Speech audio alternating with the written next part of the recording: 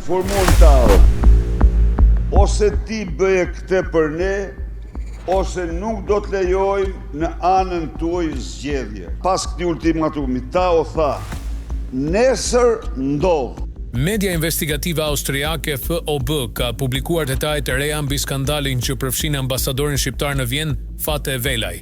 Sipas raportimeve, Velaj dyshohet se ka strehuar në godinën e ambasadës ku natën e tij Eriola Daupaj, e cila kërkohet nga SPAK në lidhje me dosjen e njohur Toyota Yaris. Emërimi i Velajt si ambasador pavarësisht mungesës së kualifikimeve dhe mbajtjes së shtetësisë austriake gjatë akreditimit një shkelje e Konventës së Vjenës është cilësuar problematik dhe ka ngritur shqetësime si në Shqipëri ashtu dhe në Austri.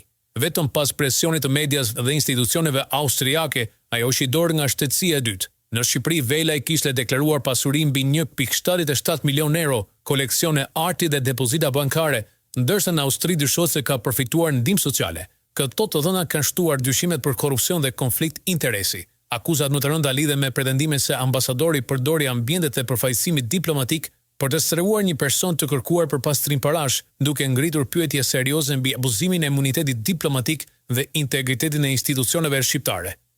Velaj nuk ka dhënë ende një përgjigje publike, ndërsa autoritetet austriake dhe shqiptare pritet të shqyrtojnë pasojë politike dhe ligjore të kësaj çështje. Skandali ka hapur debat mbi transparencën dhe abuzimin e pushtetin në shërbim diplomatik.